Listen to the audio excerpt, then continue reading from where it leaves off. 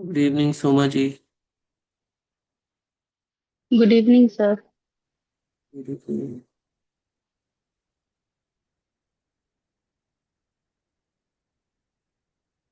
Sir आपके लगातार lectures चालू है ना? बैक टू बैक आपके लेक्चर्स चालू है ना, मॉर्निंग से? 5 बजे शुरू करता हूँ तो हाँ। 5 से 6, 6 से 7, 7 से 8, 8 से 9। हाँ सॉरी, 5 से 6, 6 से 7, 7 से 8, 8। फिर 8 से 9, यस। 8 चार से 9। घंटे हम्म, उसके बाद फिर 12 से 2। बाप रे। ये हो गए आपके 6 घंटे। फिर 2 से 3, 3 से 4, 4 से 5, यानी 12 से 5, 5 घंटे उधर और 4 घंटे इधर, 9 घंटे। और फिर 7 से 8, 8 से 9, 9 से 10। आज तो 7 बजे हुई आप ही लेंगे ना, जो वाईवी का है? तो 12 घंटे। 7 बजे का मेरा दूसरा जो बैच था उसको मैंने 2 दिन के लिए होल्ड कर दिया, क्योंकि मैं सातों दिन देता हूँ। मेरे पास ये एज है कि मैं उनको 2 दिन की छुट्टी दे सकता हूँ। हम्म। तो ये तरकश में जो दिव्यास्त्र बचा के रखता हूँ, ये इन्हीं दिनों के लिए बचा के रखता हूँ। सही है सर, बिजी रहना भी अच्छा ये है। ये चीजें ना और भी इवॉल्व होंगी। जिनको मेडिटेशन करना है, अगर कोई साबित ये कर देना कि when he or she is indeed a regular hmm. practitioner, तो बहुत ही नॉर्मल फीस में मैं उनको सिखाता हूँ। हफ्ते में 2 दिन होता है, और वो 2 दिन आप 5 दिन प्रैक्टिस कर सकते हो। मतलब 2 दिन की जो प्रैक्टिस है वो इंटीग्रेशन में जाती है, और फिर 5 दिन आपकी खुद की प्रैक्टिस। वो जो सेल्फ प्रैक्टिस है ना, वो ज्यादा हेल्पफुल होती है फिर। यस। यानी 5 दिन आपको क्या करना है, इसका पूरा रोड मैप रहता है। उसमें कुछ थ्योरी का इनपुट रहता है, कुछ प्रैक्टिकल का इनपुट रहता है। अब जैसे अनीशा है, अवनीश है, या फिर मेरे कुछ क्लाइंट्स हैं, माया जी, सती जी, ये सब है। तो बहुत, तो एक तरह का, जैसे हम लोगों ने किया है ना कि अगर आगे चलकर भी हम कभी ऐसा करते हैं कुछ, तो साथ में मिलकर कुछ करेंगे। हम्म। जिनको रेगुलर मेडिटेट करना है, उनके लिए मैंने वही राइट। स्पेसिफिकली बैच ही रख दिया कि आप आइए, आप खींचे। और एक जो, जाहिर सी बात है, श्याम भाई योगा से तो मतलब रेगुलर वाले से बेटर महंगा रहता है, लेकिन वो उसमें जो क्वालिटी है, वो हफ्ते में 2 दिन ही देता हूँ, लेकिन वो 5 दिन जो प्रैक्टिस है ना, वो आपको बहुत ट्रांसफॉर्म करता है। क्योंकि जैसे मैंने आपको डिफॉल्ट मोड सेटिंग बताई, या डिफॉल्ट मोड नेटवर्क बताया, और उसके बाद की चीज़ें बताई, वो सारी की सारी चीज़ें उसमें इन्वॉल्व रहती हैं। तो रात में अच्छी नींद आती है लोगों को, और भूख थोड़ी कम हो जाती है, क्रेविंग्स थोड़ी कम हो जाती है, स्लीप की क्वालिटी हाँ, अच्छी हो वैसे ही जाती मैं कम कम खाती हूँ, और अभी ना मेरे को भूख ज्यादा लगती नहीं है ना। बिकॉज करती हूँ, मैं रात को भी कर रही हूँ, दिन में भी एक दो बार प्रैक्टिस कर लेती हूँ। मम्मी बोलती है तू और क्या, अभी तू एकदम ऐसे ऐसे होने वाली है? कि मैं बोला नहीं मम्मी, जितना खाऊंगी उतना बस। मैं नहीं होता है सर, ज्यादा भी नहीं खा सकते। गट इश्यूज हो है। गए, फिर प्रॉब्लम होगा कुछ। बाहर का तो बिल्कुल भी नहीं खा सकती मैं, ऐसा हो जाता है। यहाँ पर थोड़े लिमिटेशंस होते हैं कि आप अ, कुछ चीजें आप नहीं कर सकते, क्योंकि आपका जो सिलेबस है मुझे वो फिनिश कराना है। पर वहां पर कोई लिमिटेशंस नहीं होते। लिमिटेशंस नहीं। कोई कोई रिक्वायरमेंट है, ठीक है, वो चीज मैंने बता दी। उसके बाद फिर कुछ और रिक्वायरमेंट्स है, मैंने बता दी। आयुर्वेद के फंडामेंटल्स जानना है, ठीक है। आयुर्वेद लाइफस्टाइल जानना है, जी जानना है, ठीक। योगा फिलोसफी जानना है, कुछ भी जानना है, ठीक, करिए। जितने अनीशा नवनिश स्किल्ड है ना, मतलब जब वो आपको कुछ बताएंगे, ऐसे तो बड़े स्वीट से लगते हैं, पर जब वो आपको बताएंगे तब आपको पता चलेगा कि उनको कितने गहराई से पता है। अब वो कंपैरिजन नहीं कीजिएगा मेरे से, क्योंकि उन लोगों की ट्रेनिंग भी लिमिटेड है, लेकिन वो लिमिटेड ट्रेनिंग भी ना इंटीग्रेटेड अप्रोच में है, कि वो आपसे जब पूछेंगे ना तो वो आपका पर्पस पूछ कर ही आपको पूछ देंगे, आपके कॉन्स्टिट्यूशन को हम्म। चेक करके देंगे। वो भी आपसे बोलेंगे कि अपने टंग के इंप्रेशंस भेजिए, अपने नेल्स के इंप्रेशंस भेजिए, और जो जो इंप्रेशंस होते हैं वो भेजिए, और उसके बाद फिर वो शुरू करते हैं। क्योंकि योगा को वो एक होलिस्टिक हीलिंग की तरह ही देखते हैं। इन लोगों ने जब रेगुलर क्लासेस देनी शुरू की तो इनको थोड़ी ना ज्यादा कंटिन्यू करने दिया गया, बिकॉज हम्म। आप जल्दी जल्दी सिखाते हो तो ज्यादा सिखाते हो, ज्यादा सिखाते हो तो लगता है हाँ कुछ सिखाया। 1 घंटे में 10-12 आसन सिखाए तो क्या ही सिखाया, इनका ऐसा मानना। बल्कि आपको एक ही आसन को 3 बार रिपीट करना चाहिए एटलीस्ट। और आसन छोड़िए, मेरी एक स्टूडेंट है, उनका फॉरवर्ड बेंडिंग बस इतना होता था कि जितने में वो एक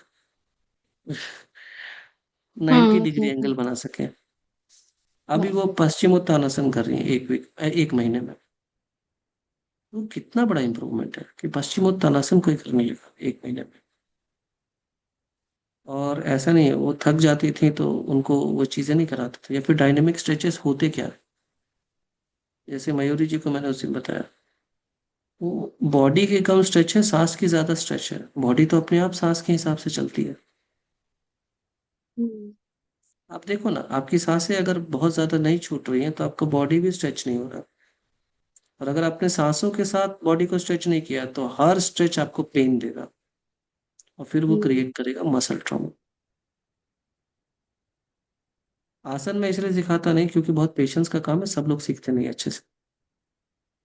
ये तो आसन सिखाता, बारीकियों पर किसी को कोई ध्यान नहीं है। पसीना छूटना चाहिए जी, शरीर दुखना चाहिए, बस हो गया, कर लिया फटाफट कर आसन, लो।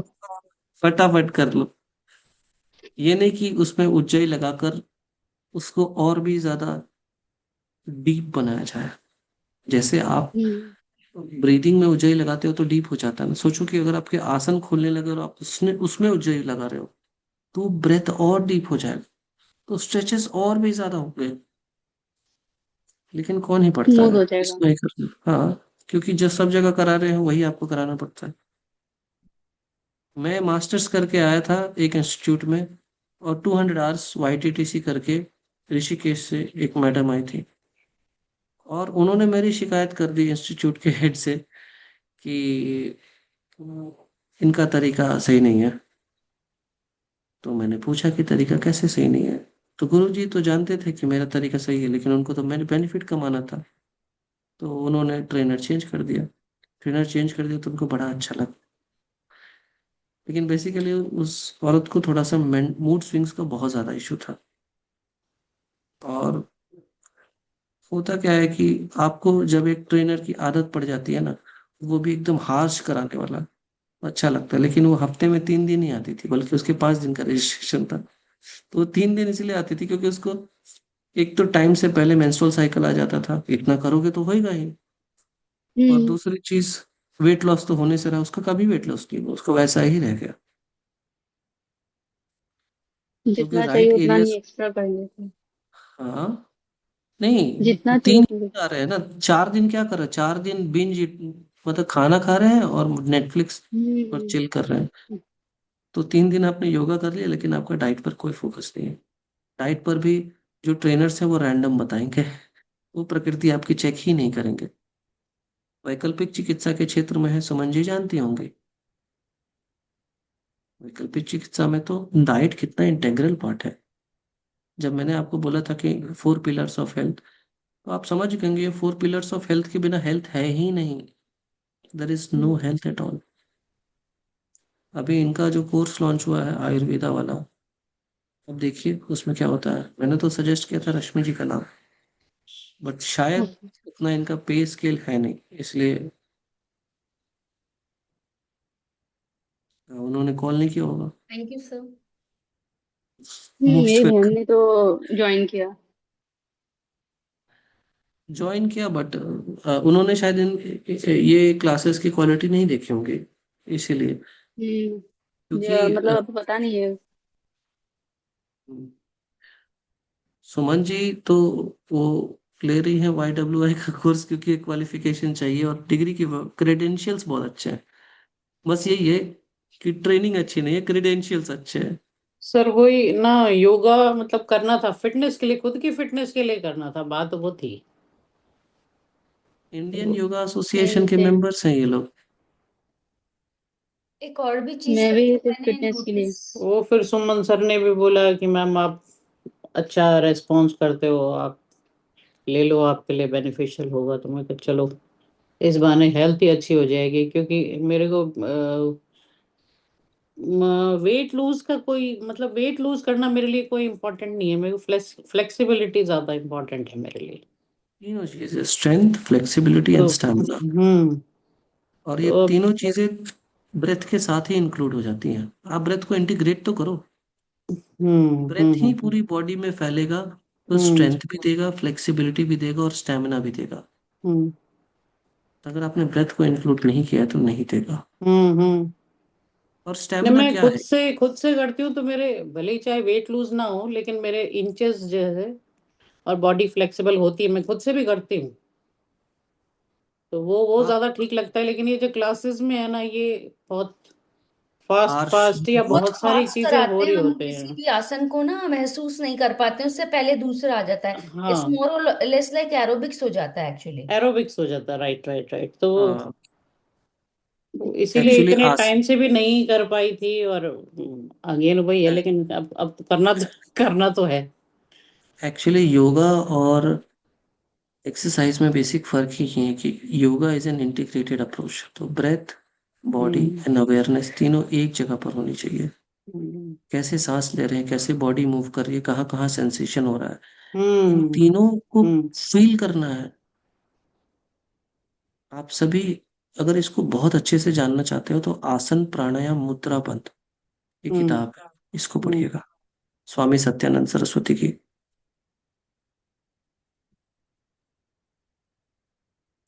सर इसमें सारी चीजें ही हैं, आपका माइंडसेट भी है, आप क्या खा रहे हो, कैसे ब्रीदिंग कर रहे हो, कैसा आपका एनवायरनमेंट है, सभी चीजें इन्वॉल्व हैं। आने के पर्सपेक्टिव से अगर देखेंगे तो योग में ना हरी सब्जियां भी अलाउड नहीं, परवल के अलावा। यौगिक हम्म। डाइट में हरी सब्जियां भी नहीं है। हम्म। थोड़ा जानकर आश्चर्य होगा, मेरे सेशन में किसी ने ज्वाइन किया था कि नहीं यौगिक डाइट जब मैंने पढ़ाई थी, तो पहले हम्म। मैंने बताया कि बिगिनर्स के लिए तो सात्विक डाइट है। हम्म। फिर उससे थोड़ा ऊपर जाते हैं तो आयुर्वेदा के हिसाब से वो मॉडिफाई करते हैं। सात्विक है तो क्या हुआ, आपकी प्रकृति के हिसाब से होना चाहिए। हम्म। सात्विक तो दूध भी है दूध भी है, बिल्कुल सही है। है ना? सात्विक तो केला भी है। सब सुबह सुबह मैं नहीं खा सकती, खाते ही वो कंजेशन हो जाता है। हाँ। 3 4 मतलब क्लासेस ली थी आपने सर उसकी, है ना? फिर सुमन सर आ गए थे। हाँ, लेकिन मैं 3 4 क्लासेस में भी अगर किसी का नाम पढ़ लेता हूँ ना, मुझे याद रहता है। हम्म। इसलिए आपने जब मैसेज किया तो मैंने बता दिया कि आपको देखा। सुमन जी, जब तक उन्होंने वो कैमरा ऑन नहीं किया था मैं नहीं पहचान रहा था। जैसे कैमरा ऑन किया मैंने कहा अरे मैं तो देख चुका हूँ। तो मुझे लगभग फिर मैंने लगभग अपने, आपकी सारी रिकॉर्डिंग्स ही देखी है, मतलब सुमन सर का भी अटेंड करती थी। बट मुझे पता नहीं क्यों आपकी वो मतलब कि एक, वो कहते हैं ना बोलने का तरीका, जो मैंने बताया था आपके अंदर एक स्टेबिलिटी है जो बहुत ज्यादा स्ट्रांग है। तो ऐसा लगता था कि उनसे इतना समझ नहीं आता था जितना आपके उसमें। ऑब्वियसली एक्सपीरियंस का फर्क तो होता ही है। वो भी अपनी तरफ से अच्छा मतलब कि पूरा कोशिश कर रहे थे कि मैं अच्छे से अपना आउटपुट दूं। बट आप में और उनमें फर्क तो है ही। जो सर आप जो ठहराव लेके बोलते हैं ना हर उसके, तो that creates a great impact. नहीं तो इसका जो क्रेडिट है वो म्यूजिक को जाता है। वो वैसी स्थिरता ले आती है, आवाज में वैसी स्थिरता आ जाती है। नहीं तो पहले मैं भी टीन एज में बहुत तेजी से बोलता था। सर आवाज भी, और एक आपका भाई नॉलेज भी है, you you own your subjects. हाँ, क्योंकि जो ग्रिप। जो जो जान रहा हूँ उसको बेहतरीन तरीके से गहराई में जान रहा हूँ। हर एक बिल्कुल बिल्कुल। सब्जेक्ट पर तो मैं बोलूंगा भी नहीं, क्या पता आपको लूप होल्स दिख जाए। इसीलिए जो पता है वही बोलता हूँ, ताकि अच्छे से पता है ये पता चल सके। थोड़ा भरोसा बढ़ता है। हालांकि आपको भी पता है लिमिटेशंस तो हर किसी की है। हाँ, लेकिन इंटीग्रेटेड नॉलेज जो है ना बहुत रेयर है, बहुत रेयर। और इसी इंटीग्रेटेड नॉलेज, पहले तो मेरा एप्लीकेशन चल रहा है जो मैंने आसन के टेक्निक्स डेवलप किए हैं उसको लेकर के, जो ब्रेथ एनाटॉमी पर ज़्यादा बेस्ड है और मसल एनाटॉमी पर कम। तो वो वर्क कर रहा है, लेकिन एक भी स्टूडेंट मेरा अगर वैसा कर जाता है तो फिर मैं कल को दूसरों को बता सकता हूँ कि देखो, इन्होंने इस तकनीक से किया है, ना मसल पेन हो रहा है। जो मेरी स्टूडेंट है उनको मसल पेन नहीं होता उस तकनीक से, और वो पश्चिमोत्तानासन एक महीने में कर पा रही है। हालांकि बिगनर स्टेजेस में ही पश्चिमोत्तानासन कर पा रही है, लेकिन हील्स तक तो चला जा रहा है ना उनका हाथ। ये तो नहीं है ना कि ऐसे कर्व बन जा रहा है पीठ में।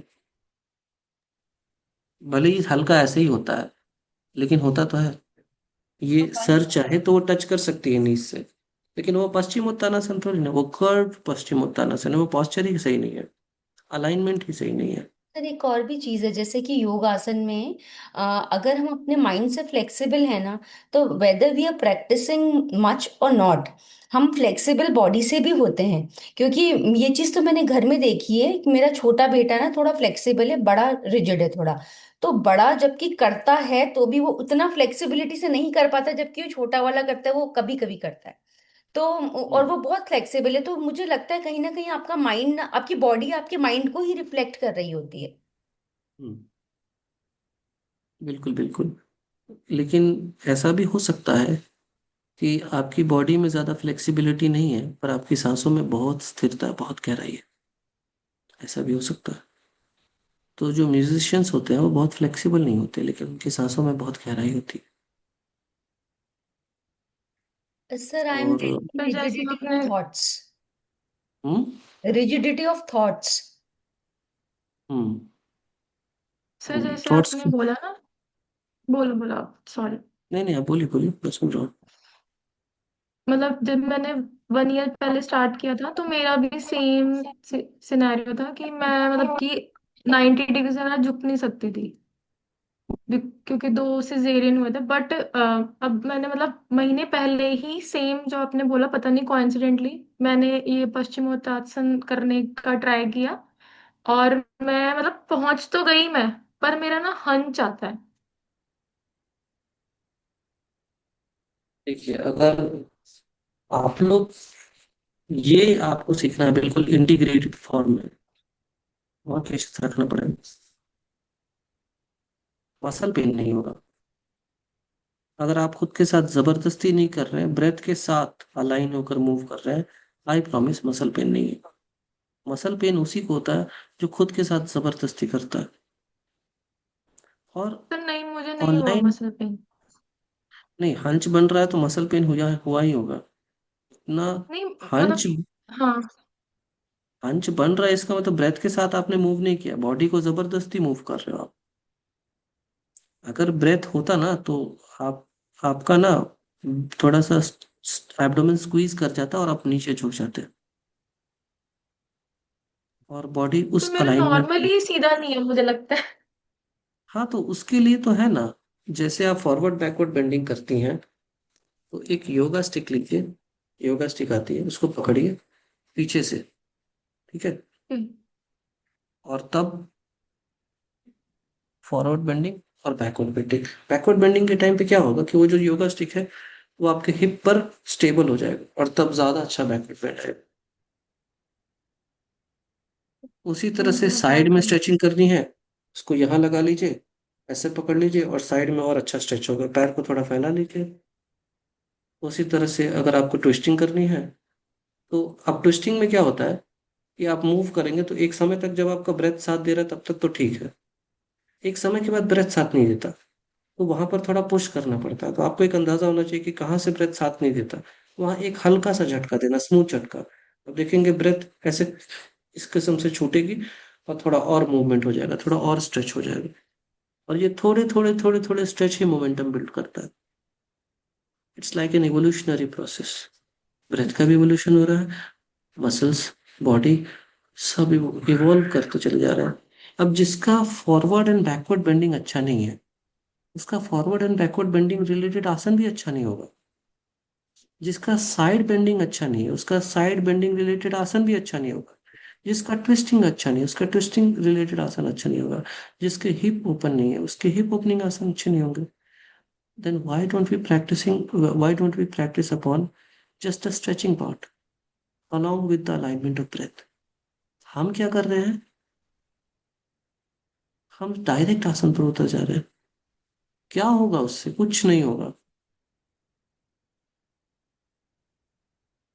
नहीं, एक वो महीने में, कोर्स के दो बाद महीने मैं अब पहले एक्सरसाइज करती हूँ। पहले मैं डायरेक्ट आसन ही करती थी, बट इस जब मैंने ये कोर्स कंप्लीट किया तो उसके बाद मुझे पता लग गया कि इस चीज में कमी आ रही है। हम तो कुछ भी सिखाए जाने के आदी हो गए हैं ना। आप चाहे कहीं भी जाओ, मैं कहीं भी मतलब लिटरली बोल रहा हूँ, कहीं भी जाओ यही चल रहा है। क्योंकि जो ओरिजिनल मास्टर्स है ना वो नहीं सिखाते हैं। वो जानते हैं इतना पेशेंस है ही नहीं आम इंसान के पास। और जब जिनसे प्रॉपर मैंने ब्रेथ सीखा वो ओरिजिनल मास्टर है। इसलिए उन्होंने मुझे जो सिखाया, उन्होंने बोला कि बॉडी और मसल्स पर ध्यान ही नहीं दो, तुम ब्रेथ के लेवल पर सोचो। ब्रेथ क्या कर रही है, ब्रेथ क्या कह रही है। बॉडी तुम्हारे ब्रेथ का सुनेगा, क्योंकि वो ज्यादा सटल है। इसलिए फिर मैंने आप कहा वाई ना, डब्ल्यू जिसका आई का कब कराओगे कोर्स? मैं तभी ज्वाइन मैं करूँ। आसन करके थोड़ी ना दिखाऊंगा आपको। और YWI के कोर्स के कॉम्पनसेशन ये दे पाएंगे मुझे, नहीं दे पाएंगे। हाँ, 25-30 लोगों का बैच होगा तो करा दूंगा, लेकिन ये कॉम्पनसेट उस हिसाब से नहीं कर सकते। ये अपने ट्रेनर्स को बहुत कम कॉम्पनसेशन देते हैं, इसीलिए उन्होंने शायद रश्मि जी से बात करने की हिम्मत तक नहीं करी। सब में यही जो आप बता रहे हैं ना, एक्चुअली ना ब्रेथ वर्क करके जब हम है ना आसन वगैरह करते हैं ना, तो आपने देखा होगा कि लैक्टिक एसिड प्रोड्यूस होता है और मसल क्रैम्प्स आ जाते हैं। वो चीज नहीं होती है, ना के बराबर होती है। और अगर जिनमें हो रही होती है ना, उनमें रिड्यूस होती जाती है। नो डाउट मैग्नीशियम की डेफिशिएंसी तो होती है कईयों में, पर ये भी एक रीजन है कि प्रॉपर हमारे ऑक्सीजन नहीं होता है, तब हमारे को लैक्टिक एसिड के वजह से क्रैम्प्स आते हैं।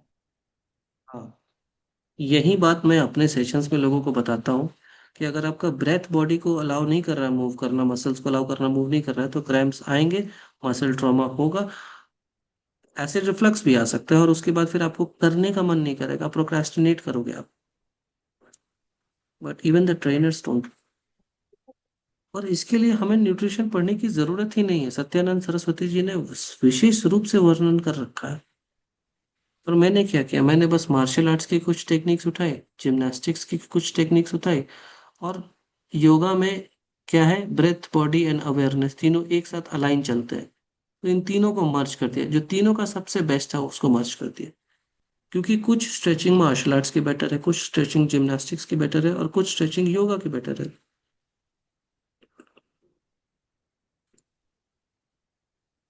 अब न्यूट्रिशन नहीं है बॉडी में अगर किसी का, तो उसको कितना ही स्ट्रेच करा लेंगे आप, वो तो थक जाएगा। डेली एक जैसी एनर्जी भी बॉडी में नहीं रहती, एक क्योंकि एक जैसा मूड नहीं होता।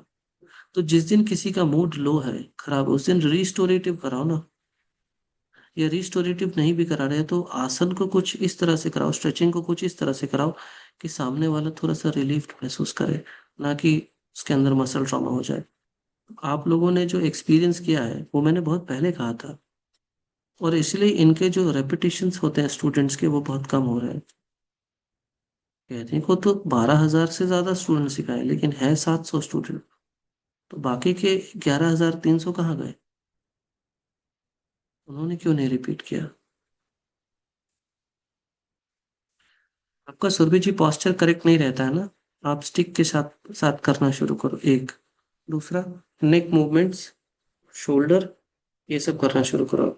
अपर आर्म, ये सब जिसको ओपन करता है वो धीरे धीरे धीरे धीरे करेक्ट करना शुरू कर देगा, है ना, करेगा। और जब भी आप फॉरवर्ड बैकवर्ड बेंडिंग करते हो, तो फिंगर्स को पीछे से इंटरलॉक करके तब कीजिए, स्पाइन अपने आप सीधा हो जाएगा। ठीक है, तब कीजिए, बहुत अच्छा काम करेगा। मैं आसन उतने करता ही नहीं, इसलिए मैं फ्लेक्स नहीं कर पाता। फ्लेक्स कर देता तो शायद लगता गुरु जी। तो नॉलेज ज्यादा इम्पोर्टेंट होती है। हम्म। जैसे हम एक बैम्बू वगैरह लेकर के भी ना मॉर्निंग में यूं और उसको ऐसे करते हैं हम्म, ना, उससे भी काफी अपने ये चीजें खुल जाती हैं। मतलब मुझे वही कभी करवाता कभी ही हूँ मैं। वो जैसे वही समय करवाता नहीं हूँ मैं। होता तो मेरे पास एक बैम्बू स्टिक है, तो मैंने कुछ अगर है तो मैं उस पे यूं हैंड्स रख लूंगी, ताकि ना ये चीजें खुली रहे, क्योंकि आधे से ज्यादा टाइम कभी लैपटॉप पे है कभी ऐसा है। और फिर हम दूसरे को क्या ही सही करेंगे अगर हम खुद सही नहीं है तो। यही है ना कि कोई भी चीज करते समय मैक्सिमम कंफर्ट में उसको करेंगे ना, तो वो ज्यादा कर पाएंगे। और सही स्मार्ट वर्क करने से तो और अच्छा ही होता है ना मयूरी जी? आपके फील्ड में भी स्मार्ट वर्क जो करता है वो ज्यादा अच्छा कर रहा है, हार्ड वर्क करने वाला तो ठीक, लेकिन स्मार्ट वर्क वाला ज्यादा आगे निकल जाता है। सर इस पे मैं एक बात कहना चाहूंगी। आ, हम्म। मैंने लाइफ में दो कोचेस किए। दो कोचेस हम्म। थे मेरे लाइफ में, एमएमए के। हम्म। जब मैंने स्टार्ट किया था, तब मैंने एक जगह पे मैंने 5 साल किया था वर्क।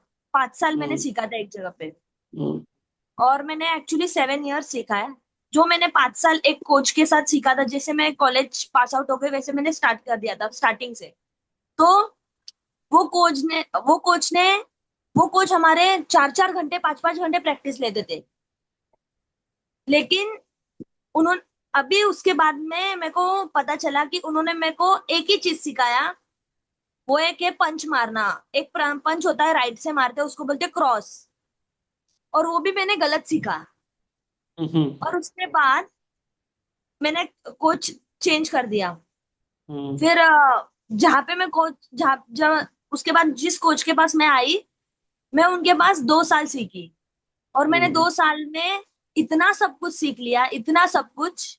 और वो भी 3 घंटे का ट्रेनिंग रहता था डेली। हम्म। वही वही ना, आप देखो, अगर तो अगर बारीकी से सीखी जाए कोई चीज सही से तो ज्यादा इफेक्टिव होती है। और क्या है ना, ब्रेथ के फ्लो के साथ कीजिए, क्योंकि अगर उसके साथ नहीं करेंगे तो कार्डियोवैस्कुलर एक्टिविटी ज्यादा बढ़ जाएगी। फिर तो 10 तरह की प्रॉब्लम अलग है। यही तो है कि जब तक वो दूसरे आसन में जाते हैं तब तक आप पहला भी ठीक से नहीं कर पाते।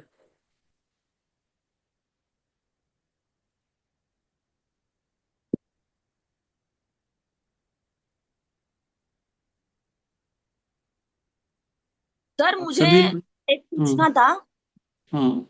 कि मैंने मेरे डाइटिशियन से भी बात किया था इस बारे में कि मैं ना ज्यादा टाइम बैठ नहीं सकती, ज्यादा time hmm. Without support. Hmm. तो मैंने मेरे डाइटिशियन से बात किया था, तो उन्होंने मेरे को डेडली पुशअप बोला था। तो मैं डेडली पुशअप करती थी। और जब हम्म। लेकिन ऐसा हुआ कि जब तक मैं डेडलिफ्ट कर रही हूँ ना, तब तक मैं ठीक हूँ। उसके बाद वापस हम्म। से जो है वैसा।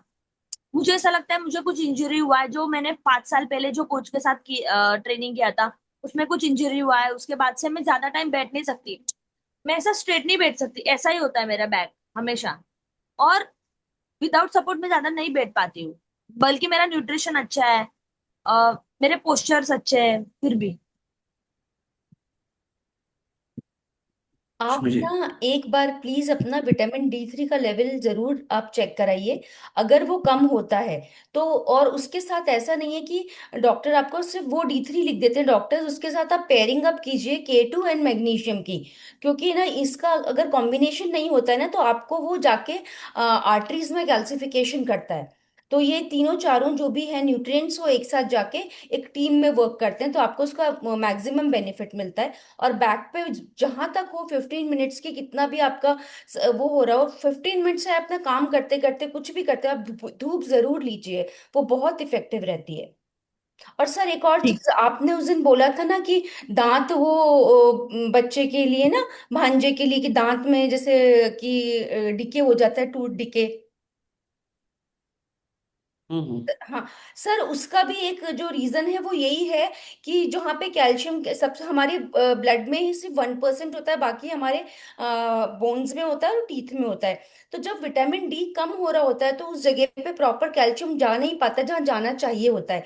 तो और आजकल क्या है कि स्कूल का कल्चर आ गया, मॉर्निंग में बच्चे स्कूल जाते हैं, धूप में रहते नहीं है।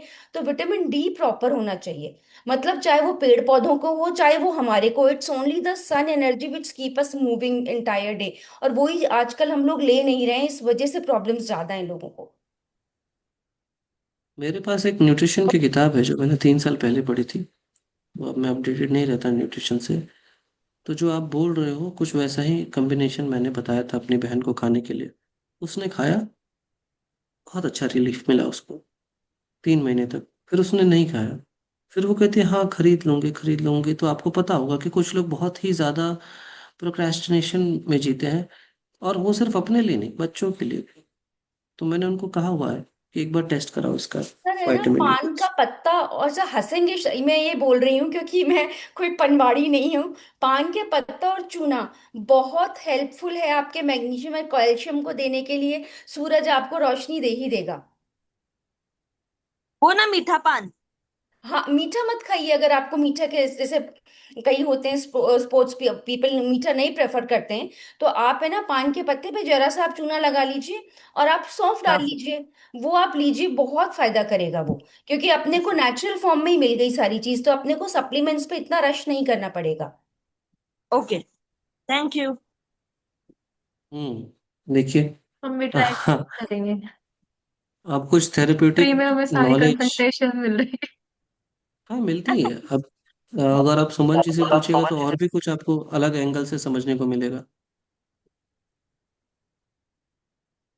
तो मैं एक कोर्स की जगह 3-4 कोर्स हो गया मैं। तो विटामिन डी के बारे में बात हो रही थी ना। हम्म। विटामिन म्यूट हो हाँ, आप, आपने खुद म्यूट। को म्यूट कर दिया है।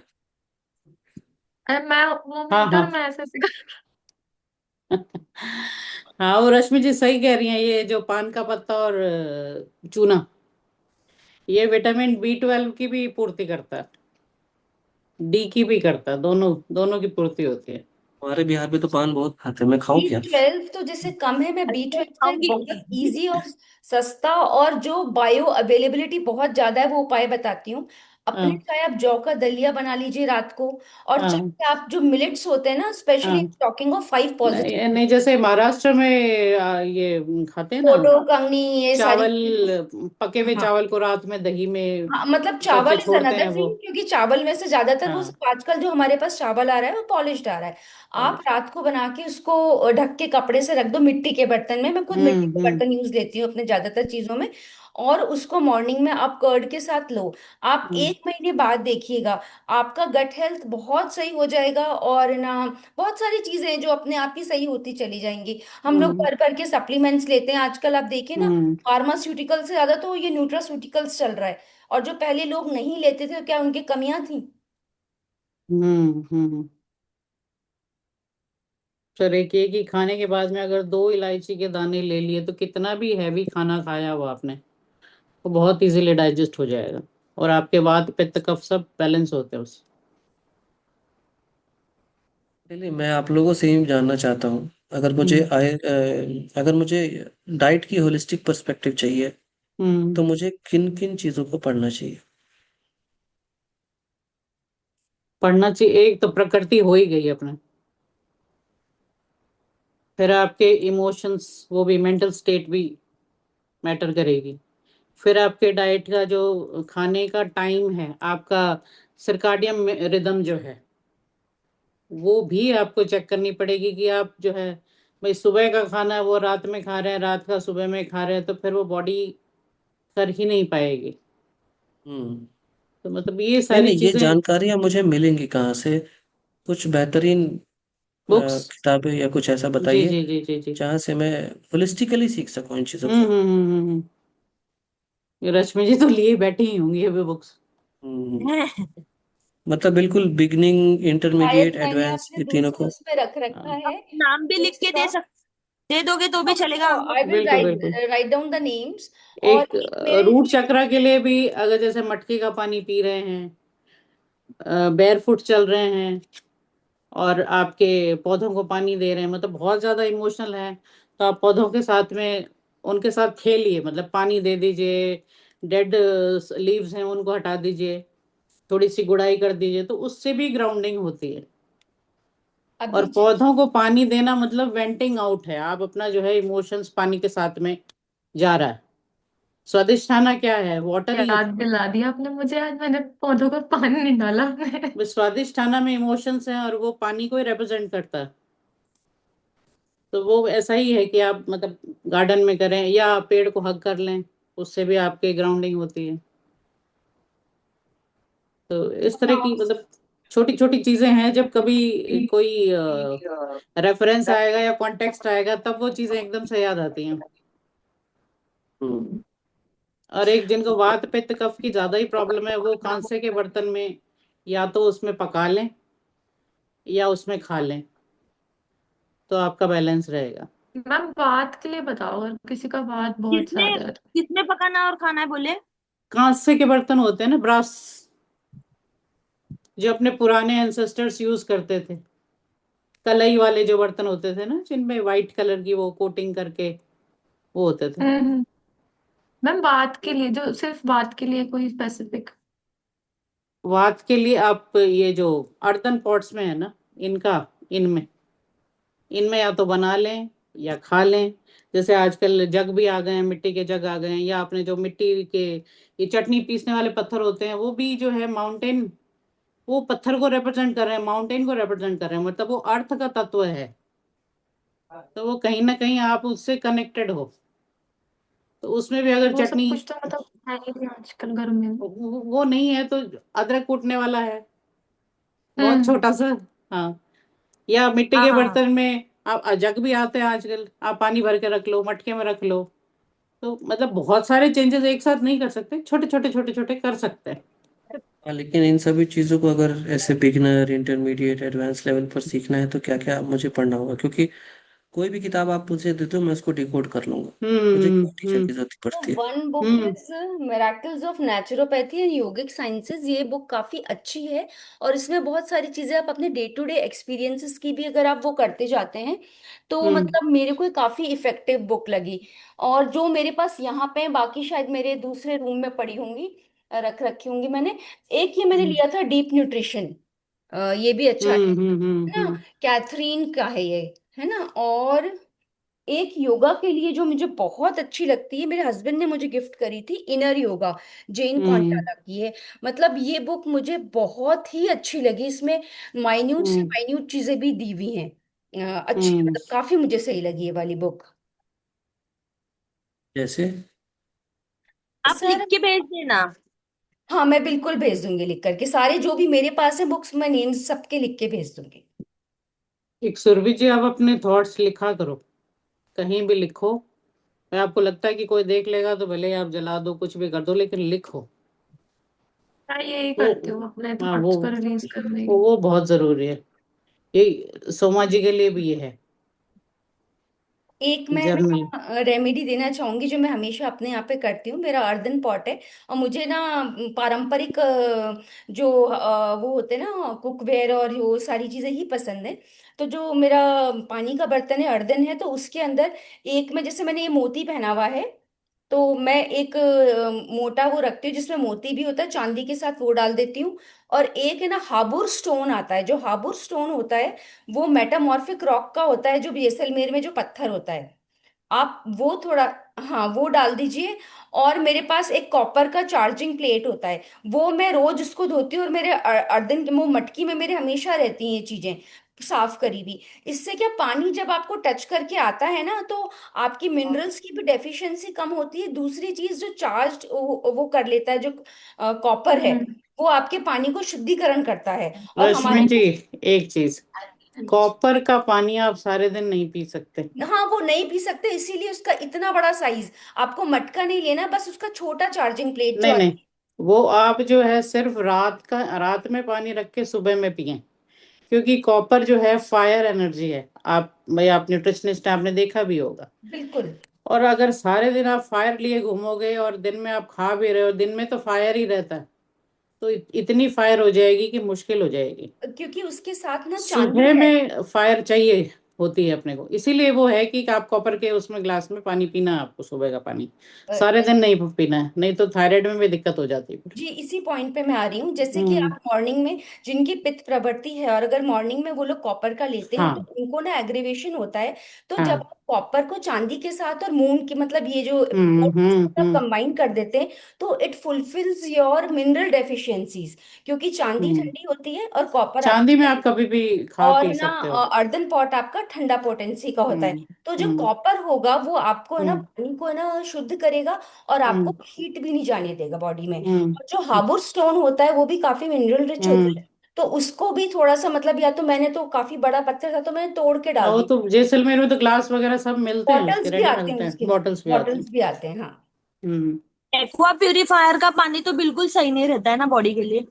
आरओ तो बिल्कुल भी नहीं। आरओ आप नहीं है। प्यूरीफायर करवाइए, यूवी रेज वगैरह का लीजिए, पर आरओ जो होता है, इट डिप्लीट्स योर मिनरल्स, सारे सारे मिनरल चले गए उसमें। फ्लोटिंग करता है फिर वो पानी बाद।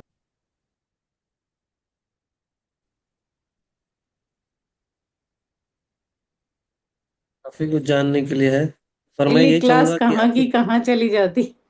कोई बात नहीं। देखिए क्या है ना, क्लास में सबसे ज्यादा इम्पोर्टेंट है इंगेजमेंट। क्योंकि मुझे पता है कि मैं किस पेज से पढ़ाऊंगा तो आप लोगों का पूरा भी होगा। लेकिन आप लोगों ने जो कहा है ना, मैं उससे भी चीज़ों को जोड़ लूंगा, आप चिंता मत कीजिए। आप जो भी बोलते हो मैं उस चीज़ से आपको जोड़ के दिखा दूंगा। क्योंकि मुझे सभी चीज़ें आपस में जुड़ती हुई दिखती है। हाँ, अगर आपस में चीज़ों को जुड़ता हुआ देखना है तो त्रटक का अभ्यास कीजिए, ध्यान कीजिए, तो चीज़ें आपस में जुड़ जाएंगी। खास करके श्री यंत्र पर ध्यान कीजिए, आंखें खोलकर। क्योंकि एक बिंदु है जिससे समस्त चीज़ें जुड़ी हुई हैं। तो वैसे ही जब मैं कोई चीज़ पढ़ता हूँ तो एक बिंदु है जिस पर समस्त चीज़ें जुड़ जाती हैं। ये एक सेंट्रल थीम होती है मेरी पढ़ाई की हमेशा, और मैं उसी से सबको जोड़ लेता हूँ। इसलिए मेरे नोट्स आप देखेंगे तो सारे माइंड मैप्स वाले हैं। आम इंसान को तो समझ में भी नहीं आएगा कि लिखा क्या है, पर मुझे पता है। क्योंकि पहले एक लॉन्ग डिस्क्रिप्शन चलता है, उसके बाद उस लॉन्ग डिस्क्रिप्शन का बुलेट नोट्स बनता है, फिर इस बुलेट नोट्स के एक माइंड मैप बनता है, जिसमें ये पता चलता है कि कौन सी चीज़ किससे जुड़ी हुई है। और वो बस एक वर्ड कीवर्ड लिखा रहता है और बस पता रहता है कि कौन सी किससे जुड़ी हुई है। और उन कीवर्ड्स की एक सीक्वेंसिंग होती है। तो कौन सी चीज़ किससे जुड़ी हुई है और वो चीज़ उससे कैसे जुड़ी हुई है, डायरेक्ट जुड़ी है कि इनडायरेक्ट जुड़ी है, ये सब माइंड मैपिंग से पता चल जाता है। और इसीलिए जो इंटीग्रेटेड अप्रोच है वो पॉसिबल हो पाता है। और ये सब दिमाग अपने आप खोज लेता है, अगर आपके अंदर उतना ध्यान है। पर मैं चाहता हूँ, पहले तो मैं सोच रहा था कि एक होलिस्टिक इंटीग्रेटेड योगा डेवलप करूँ, लेकिन अब मैं सोचता हूँ होलिस्टिक इंटीग्रेटेड वेलनेस डेवलप करूँ। खास करके आप लोगों को देखा है तो उसमें न्यूट्रिशन, रेस्ट का तो कोई बात ही नहीं है, मेडिटेशन एंड प्राणायाम संभाल सकता है। राइट योगिक प्रैक्टिसेस भी संभाल सकता है, बट ये right yogic practices is also a lifestyle. तो राइट योगिक लाइफस्टाइल उसको बना देंगे राइट योगिक प्रैक्टिस की जगह। और फाइनली सेल्फ अवेयरनेस, तो सेल्फ अवेयरनेस में ये सारी चीज़ें भी आती हैं जो आप सब बता रहे हो। तो थोड़ा उसमें साइंटिफिक बैक्ड एविडेंस भी देखेंगे कि जो एक्सपेरिमेंट्स हुए हैं, जो रिसर्चेस हुए हैं, भले ही कम हो, लेकिन उसने सॉलिड प्रूफ दिया कि नहीं ये चीज़ें तो होती हैं। अब साइंटिफिक कम्युनिटी में भी पॉलिटिक्स है, जिसके कारण सॉलिड एविडेंस के बावजूद भी वो एक्सेप्ट नहीं करते हैं, क्योंकि वो चाहते हैं यूरोसेंट्रिक रहे सब कुछ। लेकिन उसके बावजूद भी अगर आपके पास, मैं चाहता हूँ कि आप लोग मुझे कुछ ऐसी किताबें सजेस्ट करें जिसको मैं पढ़कर एक इंटीग्रेटेड अप्रोच डेवलप कर सकूं। आप दोनों की महारत अलग अलग सब्जेक्ट्स में है। तो अगर रश्मि जी आप मुझे बिगनर, इंटरमीडिएट एंड एडवांस ये 3 स्तर बताएं। एंड सुमन जी आप जो अल्टरनेटिव थेरेपी से रिलेटेड, खास करके जो साइंस बैक्ड है ना, जो रिसर्च बैक्ड है, बिगिनर, इंटरमीडिएट, एडवांस। अब उसमें 5 किताबें पढ़नी है, 10 पढ़नी है, 50 पढ़नी है, मैं पढ़ जाऊंगा, उसमें कोई दिक्कत नहीं है। वैसे भी अब मैं अपने जो पुराने स्टूडेंट जाएंगे ना, मैं उनको फिर बोलूंगा बैचेस में ही आओ। क्योंकि अब मैं one on one time afford नहीं कर पा रहा। I am working for 12 to 14 hours, और उसके बाद फिर अब कुल मिलाकर 2 घंटे ही मुझे पढ़ने के लिए मिलता है, जो मेरे सेल्फ ग्रोथ को थोड़ा सा हैम्पर करती है। पर आप लोगों का थोड़ा सहयोग रहा तो मैं अपने पढ़ाई को और भी, मतलब डिग्री लेना मेरे लिए ज़रूरी नहीं है जितना ज़रूरी है जानकारी लेना।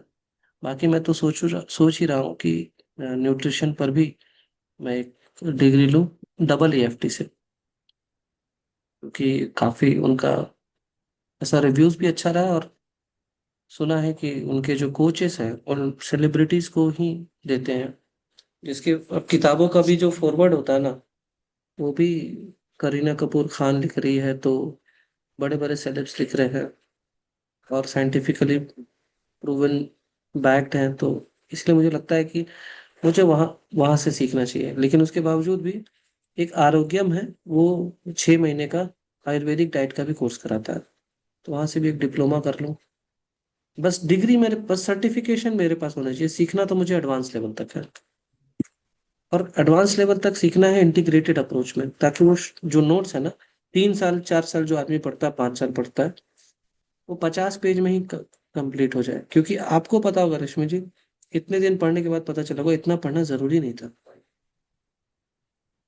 अगर एक सेंट्रल आइडिया को उठाकर और उसके आसपास आइडियाज डेवलप किए जाते, तो आराम से उसको किया जा सकता था। एवरीथिंग इज इंटरकनेक्टेड सर, और ये लोग हर चीज को इतना ज्यादा माइन्यूट उसमें वो कर करा करके ना, मतलब इतना इनग्रॉस, या तो किसी को थीसिस लिखनी है पर्टिकुलर उसमें जाना है, कोई साइंस उसमें, then it is okay, otherwise बहुत ज्यादा कॉम्प्लिकेटेड कुछ भी नहीं होता है। इवन घर में भी नहीं होता इतना कॉम्प्लिकेटेड, लोग बाग उसको हर चीज को कर देते हैं, क्योंकि शायद ऐसे ही चलती आई है चीजें। क्योंकि न्यूट्रिशन में भी है, उसकी बाल की खाल निकाल निकाल के, जैसे जो अमेरिकन न्यूट्रिशन एसोसिएशन की तरफ से, क्योंकि वो तो वात पित्त कफ कुछ मानते नहीं है ना, तो इस तरीके से बस उनका उस पे ही चलता रहता है, विरुद्धाहार। हम्म। और अब मानने लग गए हैं, गट इश्यूज भी होते हैं, अदरवाइज पहले तो वो लोग इतना कुछ मानते ही नहीं थे सारी चीजें।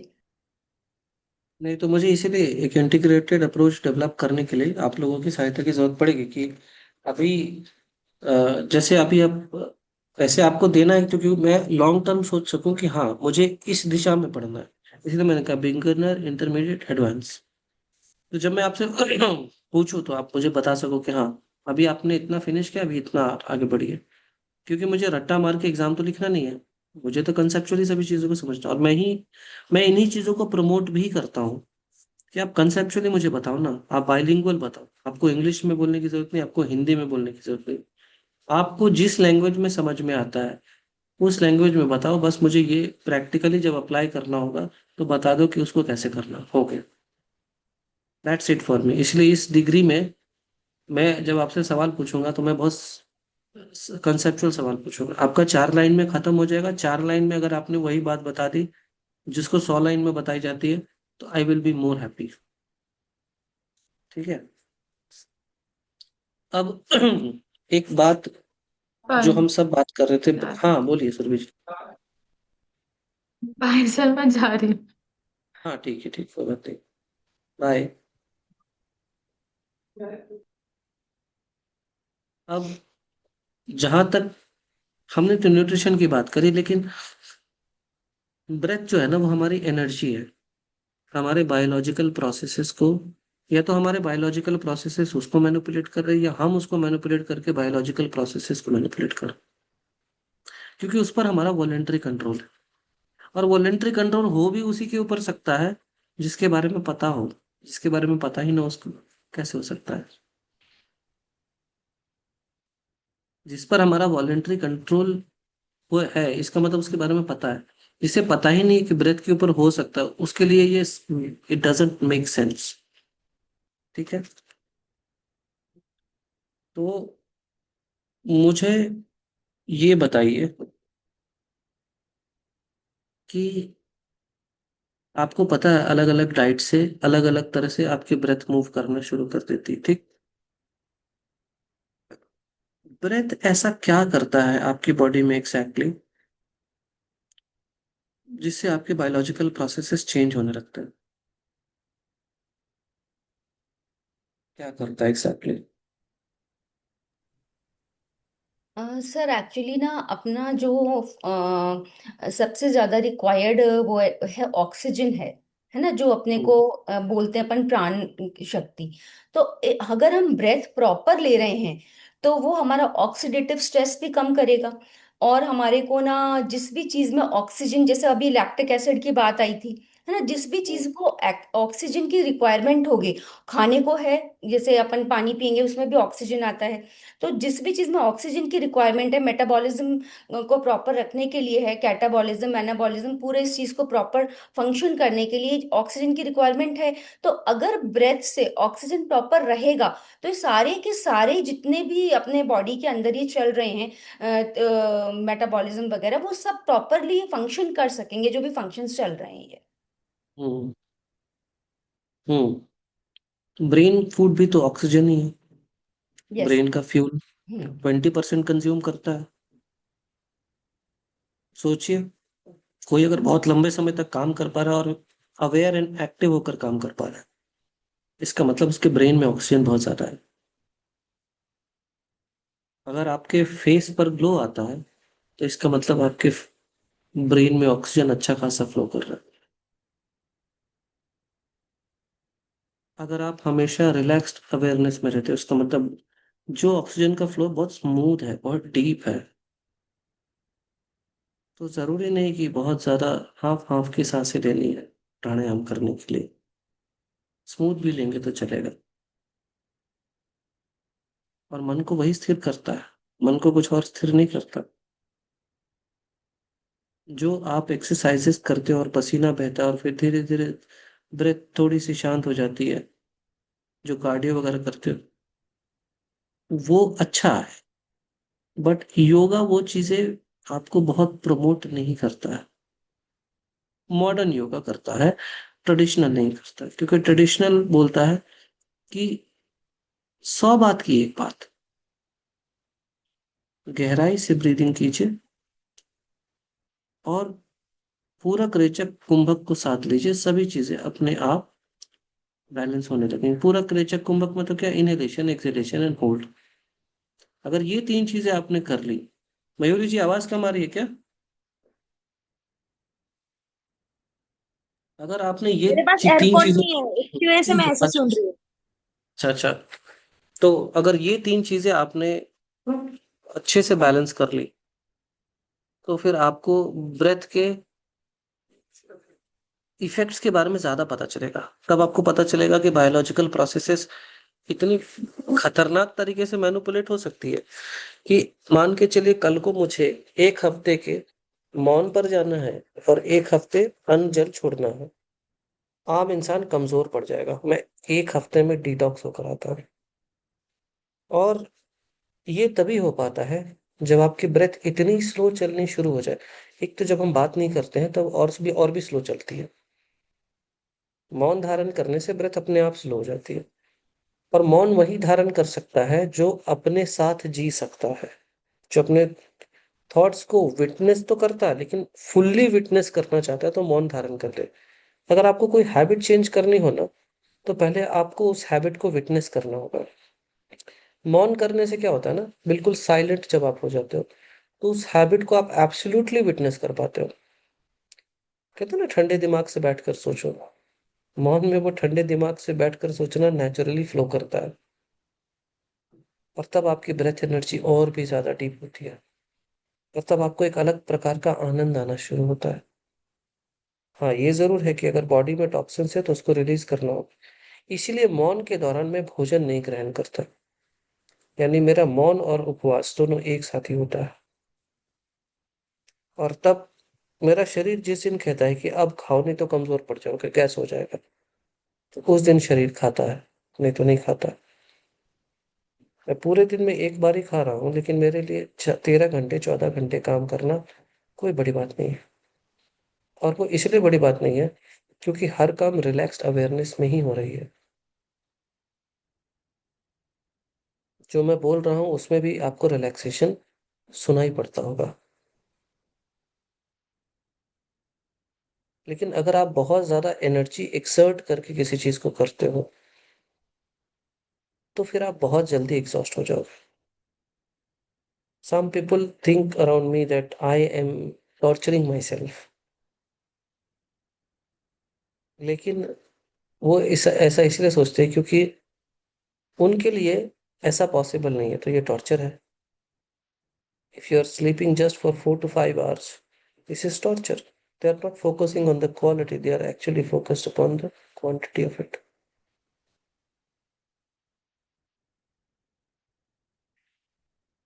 तो ब्रेथ जितना सटल होगा ना, एनर्जी की रिक्वायरमेंट ही कम पड़ेगी आपको, क्योंकि एनर्जी मैनिपुलेटेड है ना। मान के चलो, जो खाना मैंने खाया, उस खाने का इस्तेमाल मैं 8 घंटे में खत्म कर देता हूँ। अगर उसी खाने को मैं एक दिन तक पूरा खींच लूं तो जरूरत नहीं पड़ती। जब भी मैं किसी पार्टी वार्टी से आता हूँ तो एक दिन का डिटॉक्स रखता हूँ, इसलिए आज मैंने कुछ नहीं खाया, ताकि वो खत्म हो जाए। और जब भी बीच बीच में गैप मिलता है तो मैं डीप ब्रीथिंग करता हूँ। तो एनर्जी की रिक्वायरमेंट जितनी उसी रिदम में खर्च कर रहा हूँ ना एनर्जी, आप उसी रिदम में एनर्जी खर्च कीजिए जितना आप लंबा खींचना चाहते हैं। और अगर ब्रेथ स्टेबल है, आप सोचिए ना कहाँ से एनर्जी खर्च हो रही है। Breathe in and breathe out अगर स्लो है, एनर्जी भी तो बहुत स्लो स्लो खर्च कर रहे हो ना, तो ज्यादा क्यों खाओगे। और अगर आपने ज्यादा खा लिया तो आपकी डीप ब्रीदिंग पॉसिबल ही नहीं है। तो एक समय के बाद पेट खुद ही आपसे कहता है कि इससे ज्यादा नहीं। और अगर आपने खा लिया तो जो लेवल ऑफ पीस पर आप हमेशा रहते हो ना, वो लेवल ऑफ पीस आपका बरकरार नहीं रहता। ये आप लोगों ने, आप में से कितने लोगों ने गौर किया है कि अगर जिस दिन आपकी ओवर ईटिंग होती है, डिस्कम्फर्ट बहुत ज्यादा, आप इनहेल ही ठीक से नहीं कर रहे हो, ब्रेन को ऑक्सीजन नहीं मिल रहा, तो स्ट्रेस ही मिलेगा ना। इसीलिए बहुत ज्यादा खाने वाले या तो बहुत स्ट्रेस में होते हैं या स्ट्रेस में चले जाते हैं, या तो पहले से जो स्ट्रेस में वो बहुत ज्यादा खाने लगता है, या फिर बिल्कुल ही नहीं खाता।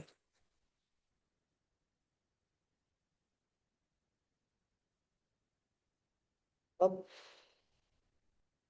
ये जो लाइफ फोर्स है, इसके ऊपर जितना कमांड आपका होगा कि उतना ज्यादा आपकी एनर्जी को प्रोलॉन्ग कर सकता है। यानी ऐसा समझिए कि जब हम 15 ब्रेथ लेते हैं तो हम एक नॉर्मल इंसान रहते हैं, 15 ब्रेथ पर मिनट। जैसे ही 12 से नीचे गए, एक डिफरेंट लेवल ऑफ रियलिटी हमारे सामने सामने आ जाती है। यानी अब आपका पैटर्न रिकॉग्निशन चेंज हो जाता है, because you are breathing differently.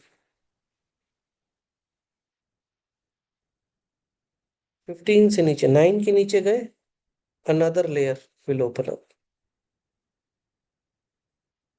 9 या 9 से नीचे गए, another layer will open up.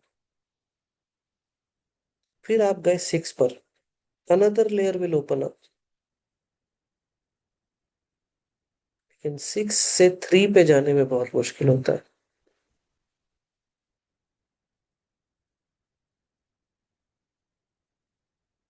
जब आप 6 से 3 पर जाते हो, इनलाइटमेंट की स्थिति वही होती है।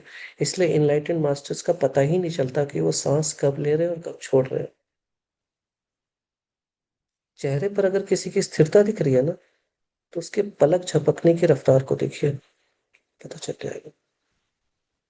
जो जितनी ज्यादा पलके झपक रहा है ना, उसके मन में उतनी अशांति है।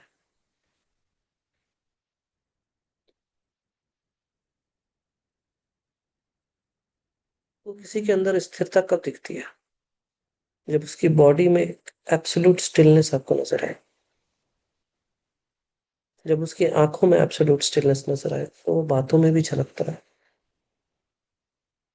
जब किसी को देखकर हमारे न्यूरॉन्स जब मिरर करे, तो वो एक signal they, this is peace, this is bliss, this is ecstasy, this is stability. वो कोई इंट्यूशन नहीं है, वो हमारा नेचर है। किसी को भी देखेंगे, आप देखते के साथ उसकी ऊर्जा ग्रहण कर लेते हैं। इसलिए अटेंशन कहाँ देना हमें सोचना पड़ेगा, क्योंकि वो हमारे एनर्जी को इफेक्ट करेगा, ब्रेथ को इफेक्ट करेगा। और ये भी मैं बता दूं कि अगर आप बहुत गहरी सांसें लेते हो तो आपको बहुत मसालेदार खाना नहीं अच्छा लगेगा। ये जो क्रेविंग्स कम हो रही है ना आपकी, ये जो सादा सादा सा खाने का मन कर रहा है, ये ब्रेथ के मैनिपुलेशन के कारण ही हो रहा है। ये जो कम खाने का मन हो रहा है, ये ब्रेथ के मैनिपुलेशन के कारण ही हो रहा है। क्यों? क्योंकि अब लंबी गहरी सांस लेकर जो मजा आता है ना, वो छोटी छोटी सांसों में नहीं आता।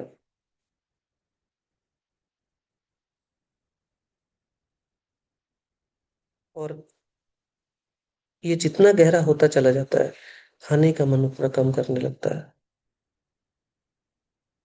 और एक टाइम आता है जब आप डेली नहीं खाते, जब बॉडी को रिक्वायरमेंट होती है तभी खाते हैं।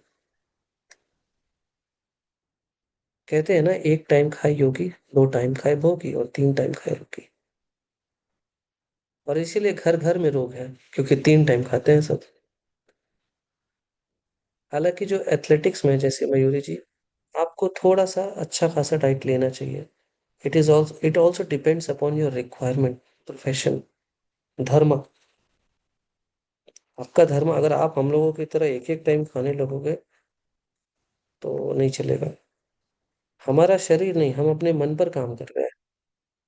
आप मन पर काम करो, लेकिन शरीर को नहीं त्याग सकते। इट इज योर धर्म। मुझे एक सेकेंड दीजिएगा। यहाँ पर इन्वर्टर पर अलग जगह चार्ज लगाना पड़ता है, और इलेक्ट्रिसिटी आने पर अलग चार्ज लगाना पड़ता है। दिल्ली में ये सब प्रॉब्लम नहीं है। सर, दिल्ली में आज बहुत बड़ी फाइट है, MFN मैट्रिक्स फाइट नाइट ऐसा बोला जाता है। वहां पे मैंने हम्म। ऑलरेडी खेला है बहुत, 2024 में। तो हम्म। मैं आपको सेंड कर दूंगी, अगर आपको टाइम मिले तो आप चले जाना। कितने कितने बजे आप आओगे, मतलब कब आओगे आप? मैं नहीं मैं कब आऊंगी मतलब? आप क्या, आपकी फाइट है क्या दिल्ली में? नहीं, मेरी फाइट नहीं है, मतलब मेरी एक दोस्त है, उसकी फाइट है आज। तो दिल्ली में है वो फाइट। हाँ, लेकिन मैं दिल्ली में नहीं हूँ, मैं अपने घर पे हूँ। अच्छा ठीक है, मुझे लगा आप दिल्ली में हो। नहीं, मैं यहाँ से 27 तारीख को निकलूंगा। चलिए, अब क्या है, आपने देखा ब्रेथ जैसे जैसे सटल होती चली गई। सटल होना इन द सेंस कि आपने काउंट्स जैसे जैसे पर मिनट का कम किया, ब्रेथ गहरी हो गई। ब्रेथ गहरी हो जाती है तो कॉन्शियसनेस भी गहरा हो जाता है। अगर मटेरियल वही होता ना, तो हर क्लास में वही फ्लो करता। पर जहाँ ओरिजिनलिटी होती है, वहाँ हर क्लास में कुछ और फ्लो कर जाता है। क्योंकि उसको शुरू करने से पहले कुछ तो है जो जुड़ जाता है। उसके बारे में मैं भी नहीं जानता, क्योंकि उसको जाना ही नहीं जा सकता। उसकी तो केवल अनुभूति की जा सकती है। तो बस रिसीवर मोड में चले आते हैं। और जितना जानते हैं ना, उतना लगता है नहीं जानते। पर कुछ चीजों में हमें पता है कि हमें पता है। फॉर एग्जाम्पल, अगर कोई मेडिटेशन पर बहुत अच्छा डिस्कशन कर रहा है तो मैं झुक जाऊं। लेकिन अगर बकवास ही किया जा रहा है, तो मुझे पता है कि वहां क्या ही बात करनी। शुरुआत में तो मेरा भी था, ईशा फाउंडेशन जाऊं, सदगुरु के, सॉरी, आर्ट ऑफ लिविंग जाऊं। लेकिन वहां भी मुझे एहसास हुआ कि हो सकता है जो सदगुरु हैं या श्री श्री रविशंकर हैं, they are really nice, undoubtedly. पर उनके जो ट्रेनर्स हैं, आई डोंट लाइक देम। क्यों? They never talk about the contraindications. They are after selling their courses because they earn commission out of it. They will never tell you that if you have certain cardiac issues, breathing issues, never practice Sudarshan Kriya. आंखों में problem है, मत कीजिए। अगर nostrils, मतलब ये जो ईड़ा पिंगला है ना, इसमें बैलेंस नहीं है, तो मत कीजिए आप Shambhavi. It will not be beneficial for you. पर सबको एक साइज में फिट करने की कोशिश कर रहे हैं। और इन दोनों जगह पर मुझे शिक्षक बनने की ऑफर आए, पर मुझे लगा कि कितने लोगों को बेवकूफ बनाऊंगा। अच्छी प्रैक्टिस है, लेकिन किसको देनी और किसको नहीं देनी, इसका एक सिलेक्शन प्रोसेस होना चाहिए ना, एक फिल्टरिंग प्रोसेस होना चाहिए।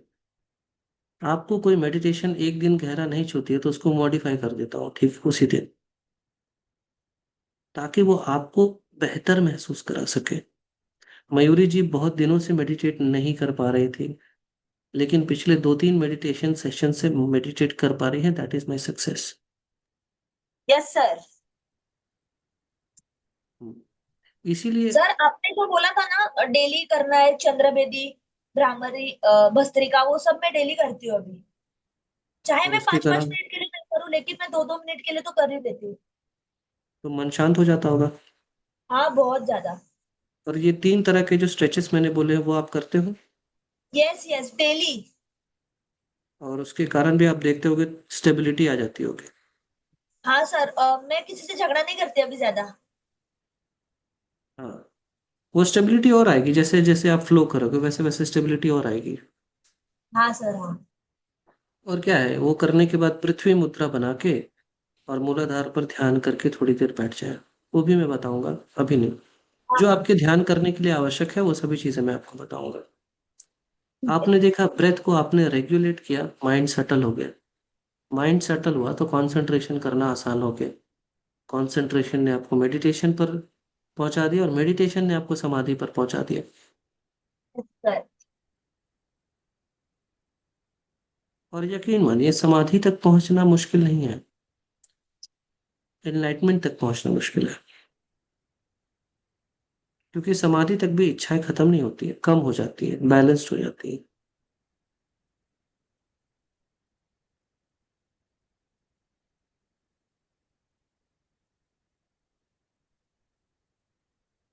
आप सिर्फ अपने ब्रेथ पर ध्यान देते हो, आप ध्यान में चले जाते हो।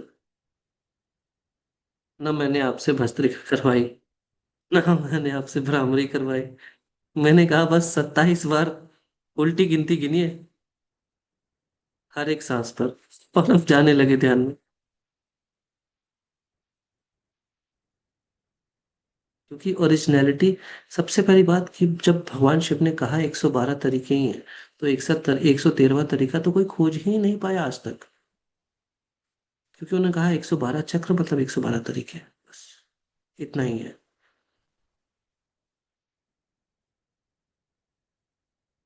कभी भी ध्यान के बारे में गहराइयों में जानना हो, विज्ञान भैरव तंत्र जरूर पढ़िएगा।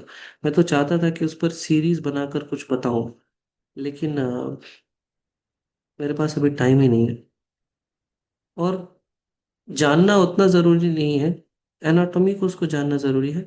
विज्ञान भैरव तंत्र के जो ध्यान है ना, वो सबको अलग अलग लेवल पर अलग अलग तरीके से सूट करेगा।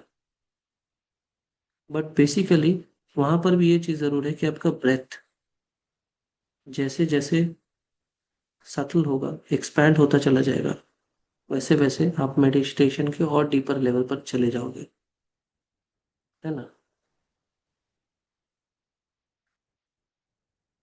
आप प्राणायाम करते हो तभी तो आप देखते हो ना, आप जब ब्रेथ पर फोकस करते हो तभी तो सारी सेंसेस अंदर चली जाती है। फिर कहाँ कुछ मन सोचता है। मन तभी तक सोचता रहता है जब तक सेंसेस अंदर नहीं जाती। तो ये तो सोचना ही नहीं, ये जो अंदर जाना है ना सेंसेस का, ये वैराग्य है। ये वैराग्य की शुरुआत है। यानी क्योंकि आनंद का केंद्र बाहर नहीं है, इसीलिए प्रकृति भीतर की ओर मुड़ गई। प्रकृति अपने स्वभाव को नहीं छोड़ेगी, बस प्रकृति के साथ तालमेल बिठाकर चलिए। आपके मन में जो प्रकृति की शक्ति है, आपके शरीर में जो प्रकृति की शक्ति है, आपके आत्मा में, आपके प्राणों में जो प्रकृति की शक्ति है, वो आनंद की दिशा में भागती है। तो अगर आपने अपने भीतर की प्रकृति को ये अनुभूति करा दी कि आनंद बाहर नहीं भीतर है, तो वो भीतर की ओर भागेगी, और बहुत तेजी से भागेगी। जहां इमीडिएट ग्रेटिफिकेशन मिलता है वहां हम भागते हैं ना। Each and every moment feels blissful, है ना। Yes. Calm breath leads to calm mind. Calm breath leads to pratyahara, withdrawal of senses. क्यों, क्यों ही विड्रॉ हुए सेंसेस? क्योंकि आनंद भीतर महसूस हो गया। करके देखिए ना, बिना आनंद के नहीं जाएगा, 100 तरह के विचार आएंगे। लेकिन जैसे ही आनंद भीतर की ओर मुड़ा, कि आपके मन ने बातचीत करनी बंद कर दी। मन बातचीत करना उतना ज्यादा बंद करेगा जितना ज्यादा भीतर का आनंद बढ़ेगा। क्यों?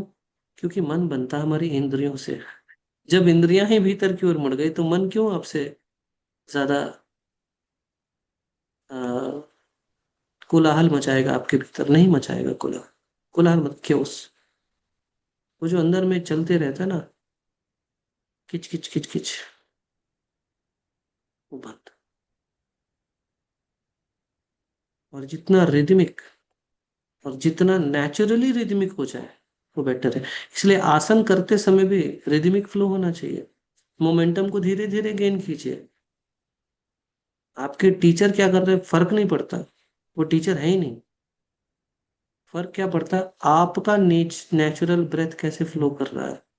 वही आपकी एनर्जी है, वही आपका स्टेमिना है। उसको धीरे धीरे मोमेंटम देके धीरे धीरे बढ़ाइए, वो करेगा फ्लो। और उस तरीके से वो ज्यादा फ्लो करेगा क्योंकि मसल पेन और मसल क्रैम्प्स नहीं होंगे। क्योंकि जहां ऑक्सीजन नहीं पहुंचता, जहां प्राण नहीं पहुंचते, वहीं पर नुकसान होता है शरीर को।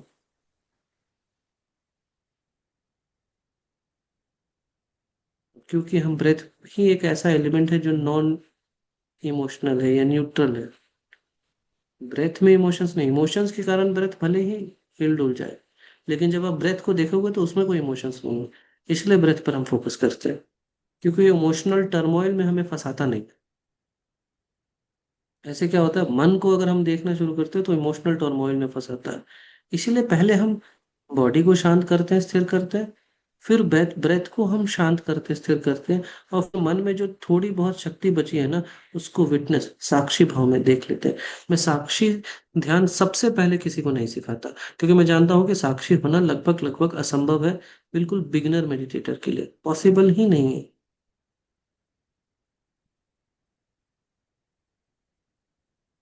जैसे ही ब्रेथ पर आपका ध्यान जाता है, ऐसा क्या होता है कि आपका मन बिल्कुल स्थिर हो जाता है, इधर उधर भटकना बंद। कुछ तो कारण होगा।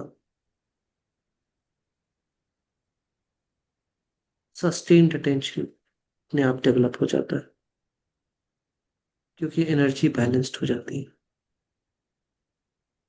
और जब एनर्जी बैलेंस्ड होगी तो कॉन्शियसनेस अपने मैक्सिमम पोटेंशियल्स को अचीव कर पाएगा। तो जो सोचने समझने भेद करने की क्षमता हमारे अंदर विवेक बुद्धि है। विवेक बुद्धि मतलब क्या, हमारे लिए क्या सही क्या गलत, उद्देश्य के हिसाब से वो हमें समझ में आने लगता है। फिर हम दुनिया से ये अपेक्षा नहीं करते कि दुनिया हमें देगी। फिर हम अपनी जिम्मेदारी खुद ले लेते हैं। क्यों? आपने देखा है, जिसके पास समृद्धि है वो अपनी जिम्मेदारी खुद लेता है, जिसके पास नहीं है वो दूसरों पर थोपता है उस चीज को। क्योंकि दोनों के लेयर ऑफ वैराग्य, लेयर ऑफ अवेयरनेस, दोनों के लेवल एंड लेयर अलग है। इसलिए उसका सत्य भी गलत नहीं है जो दूसरे को कोस रहा है, क्योंकि सही में उसको किसी ने नहीं सिखाया है। सही में उसे नहीं पता, सही में वो हेल्पलेस है। ये जो बहुत सारे इनलाइटेड मास्टर्स कहते हैं, I don't agree with them. आपको मैं एक बात बताता हूँ। वो याद है एग्जाम्पल जो मैंने दिया था कि 5 साल का बच्चा तैर सकता है लेकिन एक 12 साल का बच्चा नहीं तैर पा रहा है। क्योंकि 5 साल के बच्चे को ट्रेनिंग है, 12 साल के बच्चे को नहीं, लेकिन उसका बाप उसको बहुत ज्यादा मोटिवेट कर रहा है कि तैरो। और जब उसको कूदा देता है जोश में डाल के, तो वो तैर नहीं पाता, डूबने लगता, तो बाप बचा कर तो ले आता है, लेकिन फिर उसको बोलता, देख उस बच्चे को देखो, वो अपना कर पा रहा है, तुम क्या कर रहे हो? अरे तो उसको तो ट्रेनिंग भी तो मिली। तो परम आनंद की अवस्था में जाने तक शायद ये स्मृतियां उनकी समाप्त हो जाती है। इस पर केन विल्बर जी ने बहुत अच्छा लिखा है कि जो इनलाइटेड मास्टर्स भी होते हैं उनका भी क्या है कि जो लेयर ऑफ अवेयरनेस से वो ऑपरेट कर रहे होते हैं ना, वो वहां से सोच ही नहीं पाते कि जो नीचे लेयर्स पर जी रहे हैं उनकी लाइफ की रियलिटी क्या है।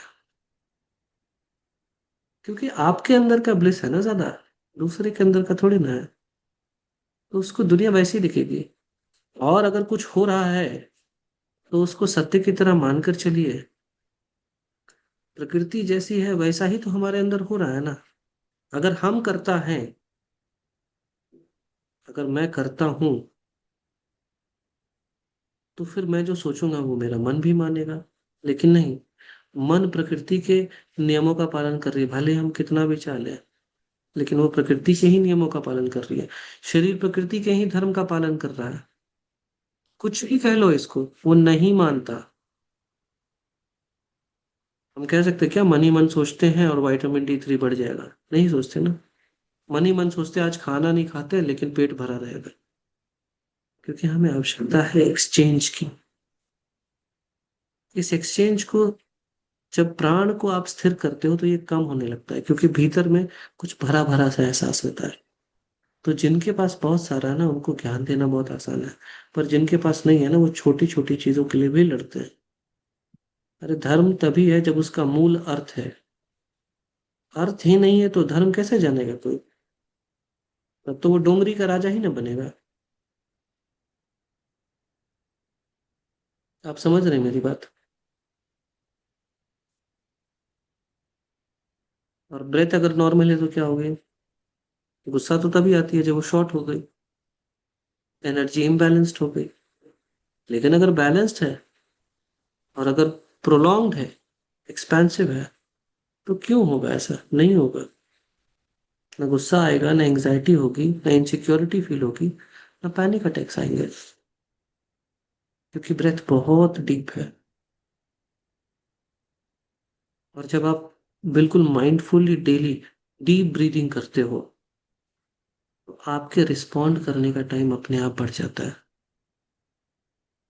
और इमोशनल हाईजैकिंग होगी, इस सफर में इमोशनल हाईजैकिंग होगी। कई बार आप रिलैप्स करोगे, पर खुद को दोष मत देना।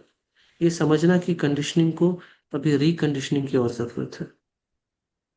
उसके लिए क्या कर सकते हैं, वहां पर दिमाग लगाना, क्योंकि where attention goes energy flows.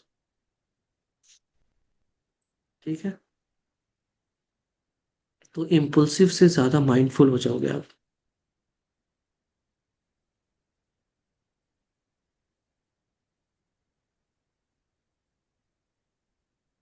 ऐसे में ये जो नेगेटिव लूप्स आते हैं ना विचारों के, खट खट खट खट खट खट आते हैं, ये थम से जाएंगे। आपको वो बिल्कुल स्टेबलाइज कर देगा। ऐसा लगेगा कि पाँव पाँव जमीन पर है। अनस्टेबल होता तो क्या लगता है कि पाँव जमीन पर नहीं है। ओवर थिंकिंग बढ़ जाती है, इमोशनल हाईजेकिंग बढ़ जाती है, नेगेटिव लूप्स अपने आप आने लगता है। वो सभी के सभी चीजों को ब्रेथ को मैनिपुलेट करके किया जा सकता है।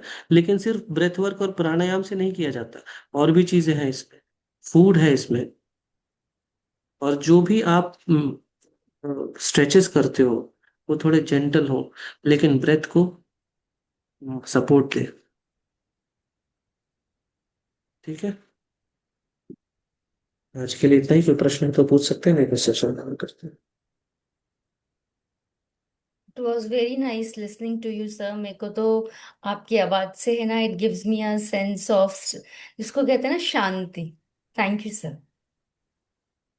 Thank you sir. नमस्ते। Thank you very much. Thank you bye. Sir. Bye. Bye. सब लोग लॉग आउट कर लीजिए, क्योंकि ये